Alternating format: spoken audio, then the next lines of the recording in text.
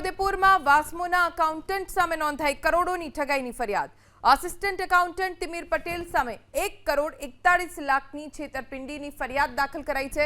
તિમિર પટેલે વાસ્મોના unit manager અને જિલ્લા સંયોજકની ખોટી સહી કરી રૂપિયા પોતાના ખાતામાં ટ્રાન્સફર કર્યા હોવાનો આરોપ લાગ્યો છે। 8 નવેમ્બર 2024 થી 16 ઓક્ટોબર 2025 દરમિયાન વિવિધ ગ્રાન્ટ પોતાના ખાતામાં જમા કરાવી છેતરપિંડી કરી। તિમિર પટેલે 10,97,500 પરત જમા કરાવ્યા બાદ 1 કરોડ 30 લાખથી વધુની છેતરપિંડીની ફરિયાદ નોંધાઈ છે। હાલમાં પોલીસે ફરિયાદના આધારે તપાસ શરૂ કરી છે।